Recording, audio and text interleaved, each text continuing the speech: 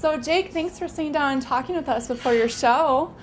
A lot of people really appreciate how you are so all about the music. When you're developing yourself as an artist, how do you feel like when you found your musical identity? How do you know?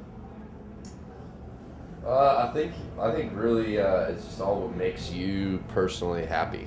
You know, I love to play music. Since the time I was on a bar stool in college at Florida State University, I remember my parents coming up and always asking me, why do you play up there for so long? I was playing for free too. Oh, wow. At the time. Yeah. And because something in my mind, I always knew that if I played for free and just played because I loved it, that money would come, and what my main goal was of playing music for a living would come.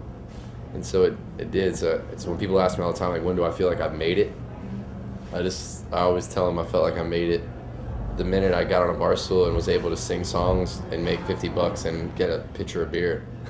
I mean, that's awesome. Pretty good job, right? Yeah, I mean, you're just really doing it for just the love of the art, and it really comes across. That's awesome. Well, thanks.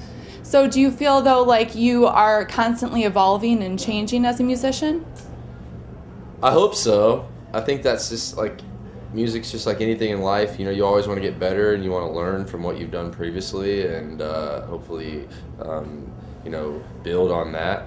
But I think I'm constantly building on what we're doing out here. It's not just myself. All these guys in the band, a lot of them have been with me since day one. And, you know, I remember playing our first few shows when there wasn't a lot of people there because they didn't know who we were.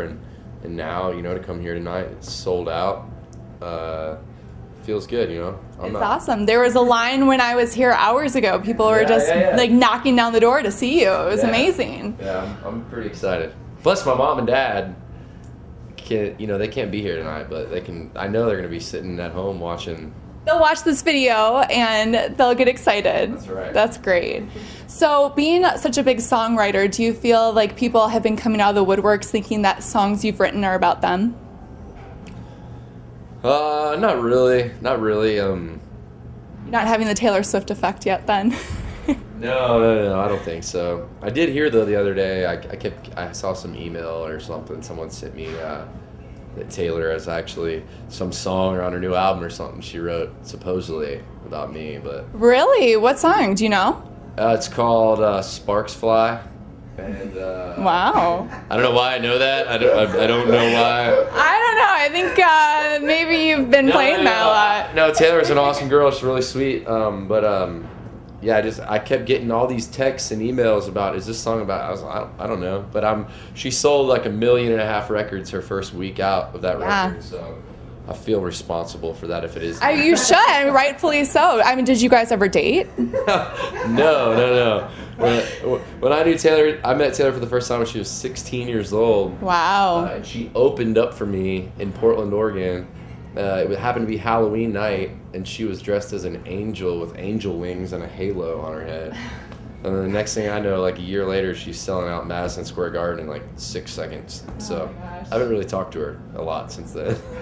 Well, you bring up a good point, though, with buying records and everything with being in the digital age. How do you feel the game has changed for musicians nowadays? Well, these days, I think you don't have to be signed to a record deal. You know, you can make music at your house with all the new digital recording you can do at home on laptops and home studios, and then you can put it right out on the internet, put it on YouTube, and before you know it, I mean, if you've got something that's great, good songs are good songs, and if people start gravitating towards that and it becomes somewhat of a online phenomenon. I mean, there's been a lot of, I think that Colby Calais or whatnot, she did that. Yeah, it started there. Taylor really started like that with networking.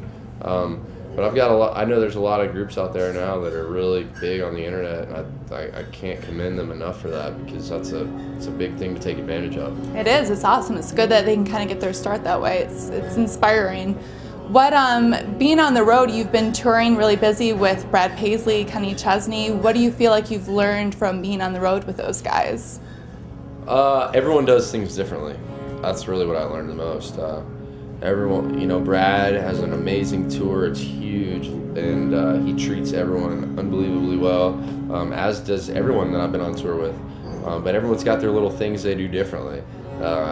Kenny has an amazing. I mean, that guy's been Entertainer of the Year, what, 5 times in a row or something, 5 years, and he has a lot of fun. Like the whole premise behind his shows are all about having a good time, and you have a real good time when you're out there. I can see you kind of light up just talking about it. Yeah, Kenny's been really good to me, and I've played numerous shows with him, and I just aspire one day to hopefully, when I get to that level, be able to have that many people around me that are always looking out for you because you treat them so well. You know what I mean? It's like everyone out there would drop everything to help Kenny with anything he needs because he treats them with the utmost respect. And I think if you can learn anything from anyone, my dad always said, if you want to be the best, surround yourself with people that are the best. And so I've been pretty lucky to surround myself with some pretty awesome people. You were just saying, I mean, you've really had a core group of guys and friends that you've been around, and that has kind of been your support system. So that has to help when you're on the road, but you still get homesick, I'm sure, right? What do you do when you get homesick? Yeah, I get homesick. You know, it's odd for me when I moved to Nashville to even try to get a record deal. I didn't know anyone, and I dropped out of college with 9 hours of school left, so my family and everyone wasn't too happy about that. And I have a twin brother. He was at school there, and I left him behind. And I moved to a town where I didn't know one person. All I knew is that that's where I needed to be if I wanted to do what I wanted to do. And I get homesick, to answer your question, a lot because I felt like I moved up there in a town where no one knew I was, no one knew anything about me, where I came from, what I've done previously in my life. And I kind of started over. I kind of built all these new friendships and people and business partners and things. So it's a world that my family back home knows nothing about other than what they read on the internet or what they get from me. And that's hard to deal with sometimes when you grow up with such a tight-knit family that you really depend on and lean on to give you advice and things. That it's sometimes hard for my dad or mom to give me advice on something out here that they don't know anything about, but you know, they're still your mom and dad, and you got to lean on them, you know, for that. So, do you feel like you're calling them and having to set them straight on things that they're reading on the internet or things like that? Oh yeah, I mean, my mom has called me before because she was on YouTube, because she's got me on like a Google alert. Oh, that's dangerous. That's really not good. So dangerous.